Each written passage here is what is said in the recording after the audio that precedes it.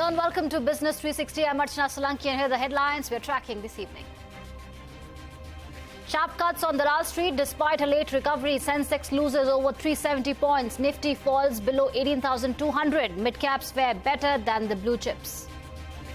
The Supreme Court grants SEBI 3 additional months to complete its probe into the allegations made by Hindenburg Research against the Adani Group companies, extends the deadline till August 14th, also directs the expert panel to share its report with all the parties in the case. SEBI had initially sought a 6-month extension.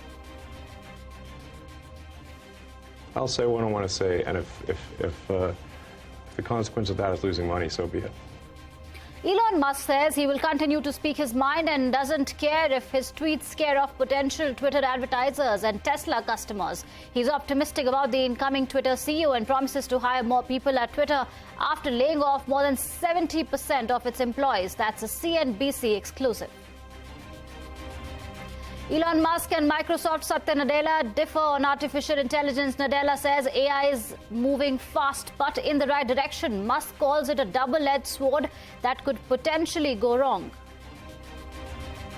The cabinet revises the production-linked incentives outlay for the IT hardware sector, doubles it to 17,000 crore rupees.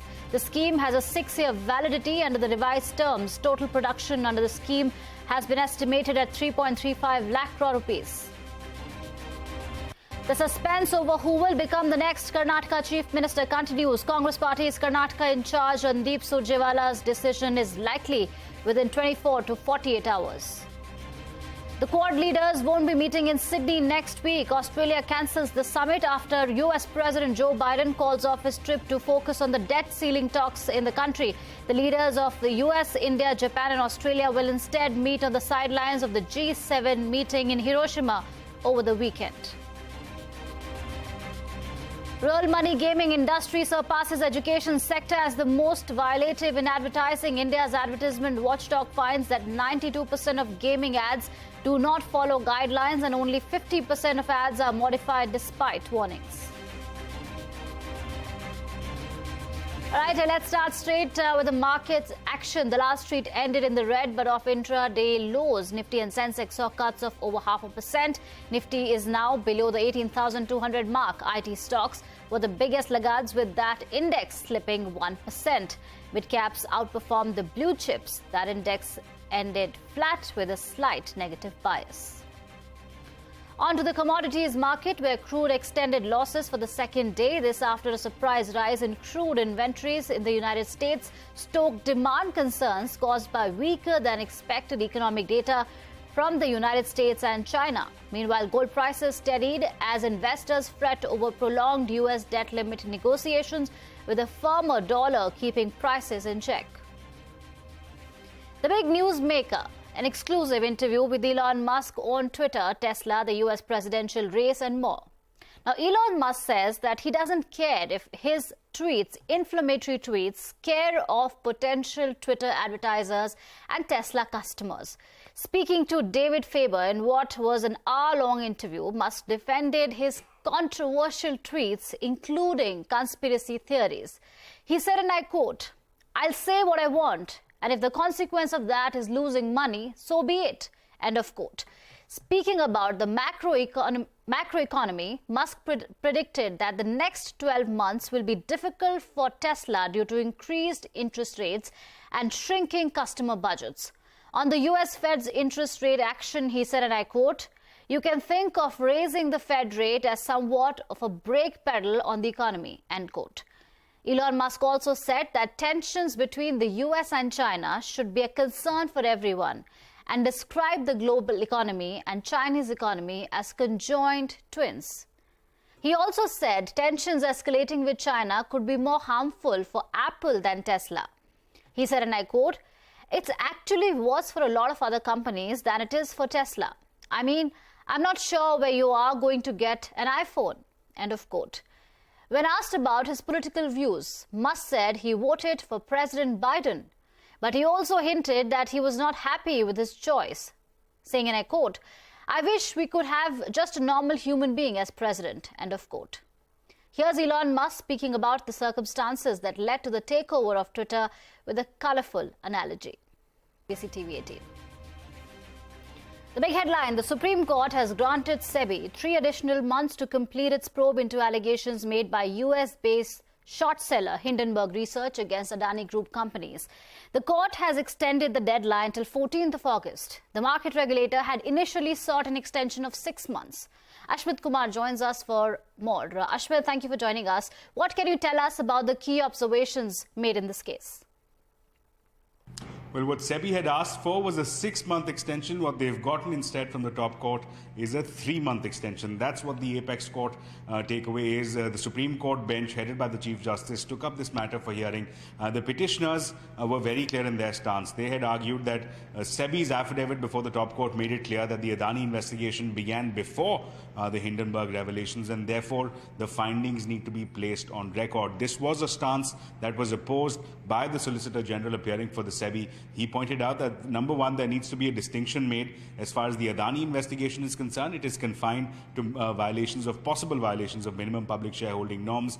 That is something that began in 2020. The 2016 investigation was into the issue of GDR unrelated to Adani Group of entities. This was further backed by the apex court as well. The Chief Justice himself observed that, look, as far as this particular case is concerned, they're looking at the Hindenburg violations and not so much at previous investigations. So having said that, the Chief Justice of India observed that given that SEBI has already been allowed 2 months, now a 3-month extension, which effectively allows them 5 months, that should be a sufficient window for SEBI to investigate. SEBI has been asked to come back with its status report by August 14th. That's when the apex court will take a decision on whether or not a further extension is required. And in the interim, the expert committee that has been constituted has been asked to continue to in fact expand into other areas and scope of investigation, at least as far as the Adani Hindenburg saga is concerned. Back to you.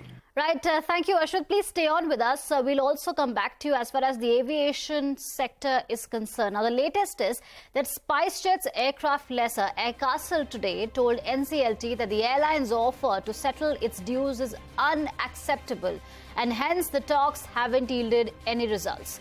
NCLT has asked both SpiceJet and Air Castle to come up with a resolution or come prepared for insolvency arguments in the next hearing.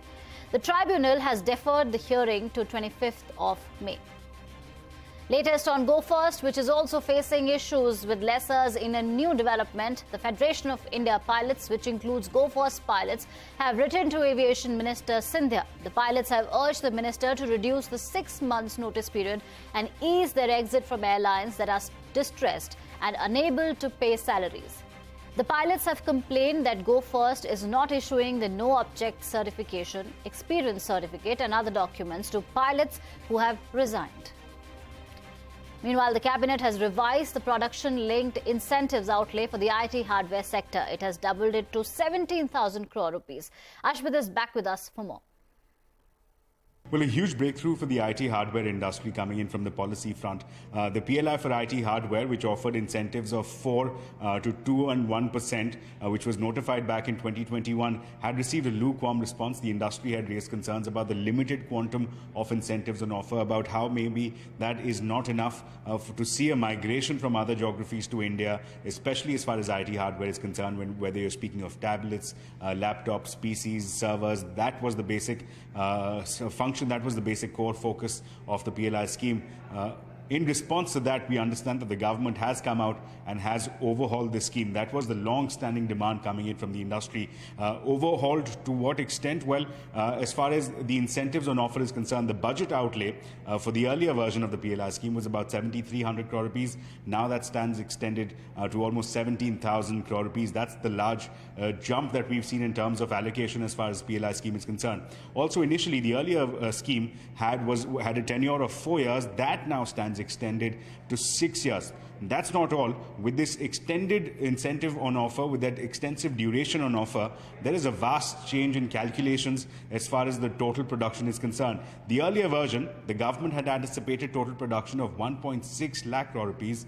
That figure now stands expanded to 3.35 lakh crore rupees. So a major overhaul, this likely to be welcomed by the industry, given as how this has been a long-standing demand, a massive jump in terms of the outlay here by the government for PLI for IT hardware. There are many items which are not manufactured in India today, but the way ecosystem is growing, we know that many of these items will be manufactured in the coming 2-3 years. So that's why we have kept a construct in which there is an optional extra incentive. On the whole, if you look at a larger picture, if complete localization as envisaged in this scheme, if any company does, then the total incentive will be of the order of about 8 to 9%. All right, it's time now for a short break. Up next, top Tesla officials meet government officials as they consider a manufacturing unit in India. More on that when we return. Stay tuned.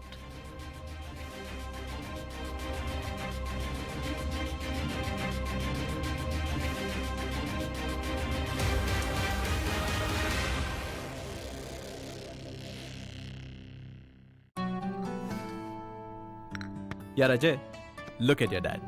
Will we be the same at his age? Absolutely yes, if we plan our future like him. How? My father had invested in LIC's Jeevan Akshay, which gives immediate and guaranteed annuity at regular intervals, that too for life. Wow. But do we have to wait until his age? Absolutely not. We recently invested in LIC's new Jeevan Shanti, which gives deferred annuity, which means regular income after some years. I see.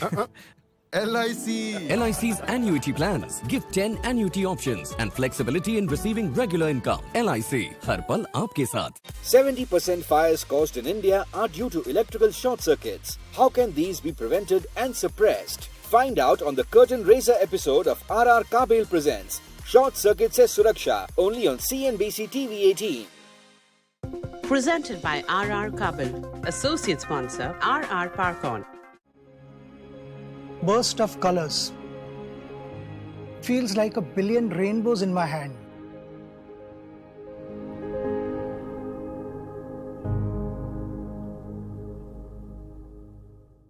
Samsung Solve for Tomorrow is a national education and innovation competition. This is your chance to make an impact for India.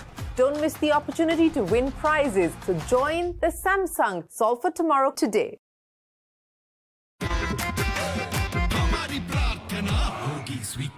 Zeblack Premium Agarbatti and Dhoop, official prayer partner, Delhi Capitals. India's brightest personalities are assembling on one stage, sparking conversations around clean energy. Curated by Network 18's top editors and journalists to chart a path towards a sustainable future. Sia Fest, 17th May, New Delhi, on News 18 Network.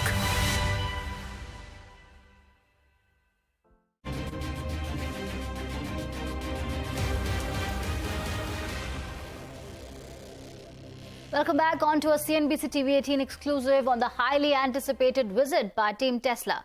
Sources tell CNBC-TV18 that top Tesla executives met officials from the Ministry of Road Transport and Highways, Heavy Industries and the Prime Minister's office. We learned while Tesla showed interest in the Indian market, it also raised concerns on the taxation policy. Parikshit Luthra is here with more. Parikshit, what are you picking up on this big development?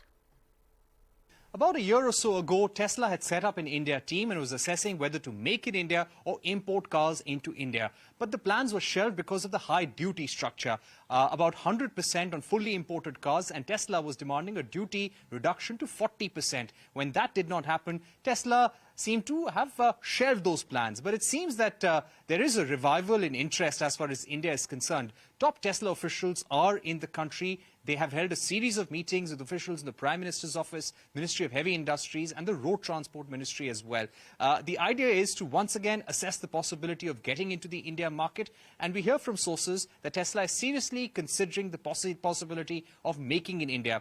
They've reiterated concerns on the duty structure and the taxation structure in India, to which government officials have said that India is a large automobile market and maker of components. We're a big exporter as well. So any duty concession or tax concession has to be for the entire EV ecosystem the entire automobile ecosystem and not just for one particular country.